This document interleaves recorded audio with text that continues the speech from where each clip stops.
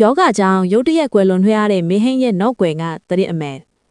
အခုလက်ရှိဆိုရှယ်မီဒီယာမှာတော့မင်းဟင်းကွယ်လွန်သွားပြီဆိုတဲ့သတင်းတွေအများပြားပေါ်ထွက်နေပါတယ်မင်းဟင်းကတခက်တခါကတည်းကအရဲနာမည်ကြီးခဲ့ပြီးအခုချိန်ထိလည်းပြည်သက်အားပေးမှုတွေရရှိနေသေးပါလွန်ခဲ့တဲ့နှစ်တွေကအနုပညာလုပ်တွေတို့အနားယူထားခဲ့တဲ့မင်းဟင်းကလက်ရှိမှာရုပ်သံဇာတ်လမ်းတွေအများပြားကိုပြန်လည်ရိုက်ကူးနေပြီဖြစ်ပါတယ်ပြီးခဲ့တဲ့ရက်ကပဲအကောင့်အတိုင်းအင်တာဗျူးဖြေဆိုနေရင်းကနေရုတ်တရက်ကွယ်လွန်သွားပြီဆိုပြီးသတင်းတွေပေါ်ထွက်လာခဲ့ပါတယ်မင်းဟင်းကအသက်ရောဂါဝေဒနာကိုခံစားနေရပြီးနေအိမ်မှာတင်ပဲရုတ်တရက်ကွယ်လွန်သွားတာဖြစ်တယ်လို့သတင်းတွေကရေးသားထားပါတယ်ပရိသတ်တွေကလည်းမင်းဟင်းရဲ့ကွယ်လွန်မှုကြောင့်အယမ်းကိုဝမ်းနည်းနေကြတာပါသူအယမ်းလိုချင်နေတဲ့အကယ်ဒမီတောင်မရသေးပဲဒီလိုကွယ်လွန်ခဲ့တဲ့အပေါ်စိတ်မကောင်းဖြစ်နေကြပါတယ်ဒါပေမဲ့ဆိုရှယ်မီဒီယာကသတင်းတွေမှာပြောနေတယ်လို့မင်းဟင်းကအမှန်တကယ်ကွယ်လွန်ခဲ့တာမဟုတ်ပါဘူးသူကွယ်လွန်သွားတယ်ဆိုပြီးဓာတ်ပုံတွေပေါ်ထွက်နေတာကလည်းရုပ်ရှင်ဇာတ်ကားထဲကရိုက်ကွင်းတစ်ခုတာဖြစ်ပါတယ်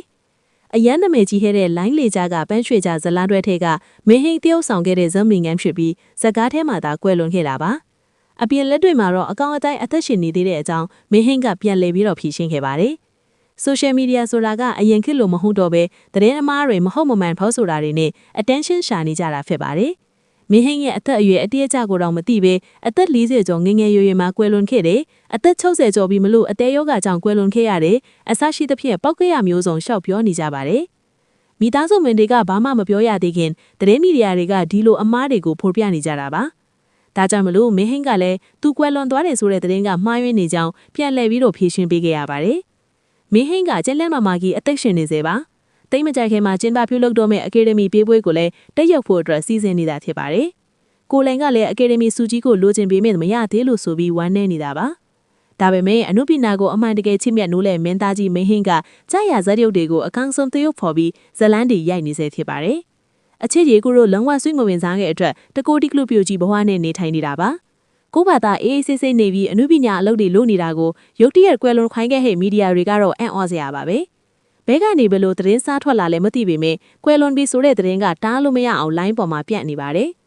မင်းသားကြီးမင်းဟင်းကိုယ်တိုင်ကွယ်လွန်ခဲ့တာလုံးဝမဟုတ်ကြောင်းပြန်လေဖြေရှင်းနေရတာကိုအလုံးမဟုတ်တော့ပါဘူး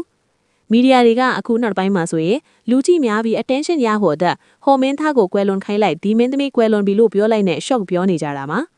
အခုလေအကောင့်အတိုင်းကြီးအနုပညာအလုပ်တွေစူးစမ်းလုပ်ကင်နေတဲ့မင်းသားကြီးမင်းဟင်းအသေးယောဂကြောင့်ကွယ်လွန်သွားပြီဆိုပြီးသတင်းတွေ shock ပြောနေကြပါတယ်ပရင်းသက်တွေတချို့ကလည်းဒီသတင်းကိုအမှန်ထင်ပြီးဝမ်းလဲနေကြတာပါဒါကြောင့်မင်းဟင်းမကွယ်လွန်သေးဘူးဆိုတဲ့သတင်းအမှန်ကိုအားလုံးသိစေဖို့အတွက်ကြည့်ရှုသူပရိသတ်ကြီးတို့ကဗီဒီယိုလေးကိုမျှဝေပေးခဲ့ကြပါအောင်နော်ဗီဒီယိုလေးကိုကြည့်ရှုပေးခဲ့တဲ့ပရိသတ်အားလုံးကိုကျေးဇူးတင်ပါတယ်ရှင်နောက်ထပ်လေးအနုပညာသတင်းအမှန်လေးတွေကိုတင်ဆက်ပေးသွားမှာမလို့စောင့်ကြည့်အားပေးကြပါအောင်နော်